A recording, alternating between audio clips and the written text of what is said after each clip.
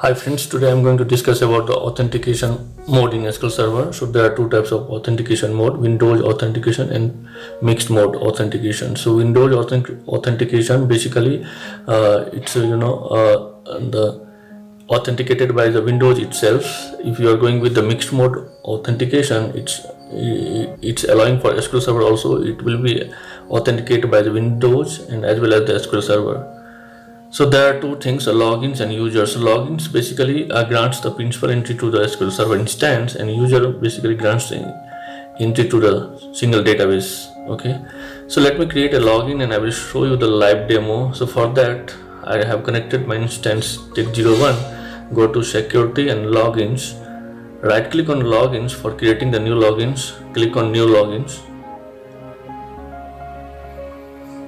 So here, as you can see, we have the two authentication: Windows and SQL Server authentication. Because I have selected the mixed mode authentication while installing the SQL Server instance, so it's giving me two options: either go for Windows and SQL authentication mode. So I am creating the logins here with the SQL authentication. So my login name is test. Okay, and I am giving the password. A password should be approved by Microsoft permits. You can give it like lowercase, uppercase, some digits kind of things.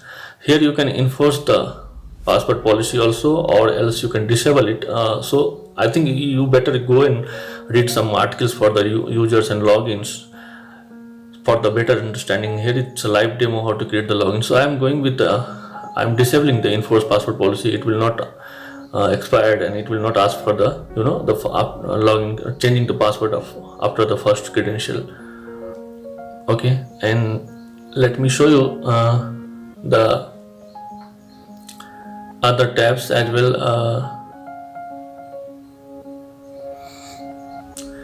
So here you can see the server role. There are these many server roles for SQL Server. So two things in SQL Server: we have the server roles and as well as the database roles. So better you go and read all those roles individually for the SQL Server instance and as well as the database roles. I'm not going to describe each and every roles in this session.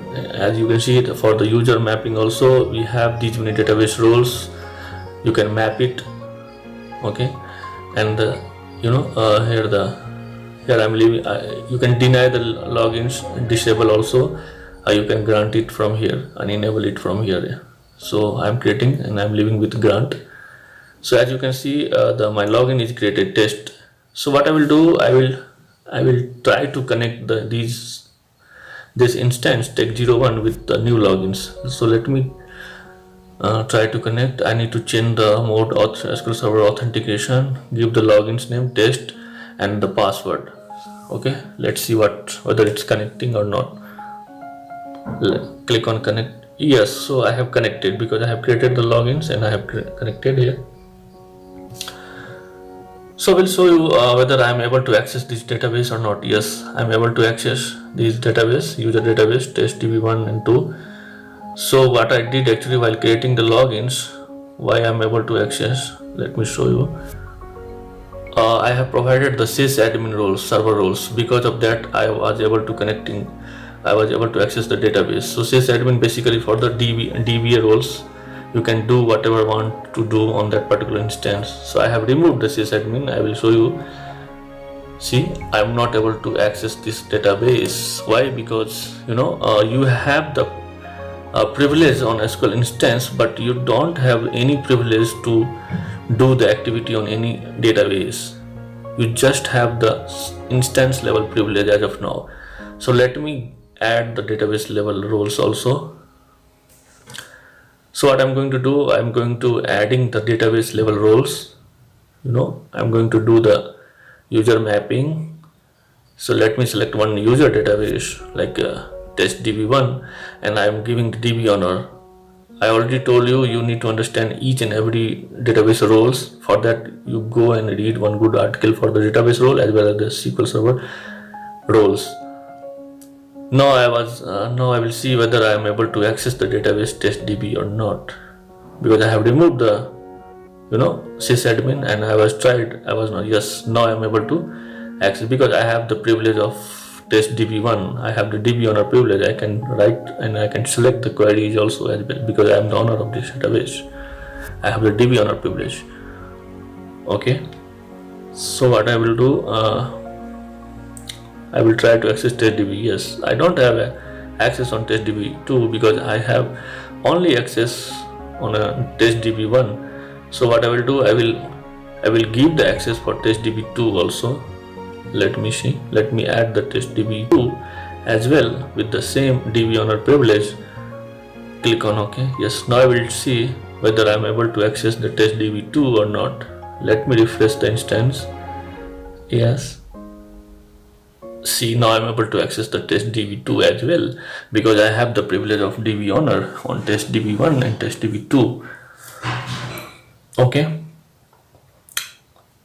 so these are the important roles actually, for the server roles and the database roles as well. So you need to understand all SQL server roles, these and as well as the database roles. Let me remove these all roles. So I have removed the database access, okay, again, and I will show you what is the benefit of sysadmin actually. See, I have removed and I am trying to access the database testdb1, testdb2. Again, I am not able to access. So what is the benefit of server roles? I will show you actually. Because of that I have removed. So what I will do, I will go the test user again, and I will grant the server role as a sysadmin. So whatever the DB I have the permission, you have the exact same permission. Sysadmin is basically database administration level privilege. So now no need to grant the access on particular database, because you have the server level admin privilege entire full end to end. So you can play with all database, whatever the database exists in a instance. Let me remove this. It is a very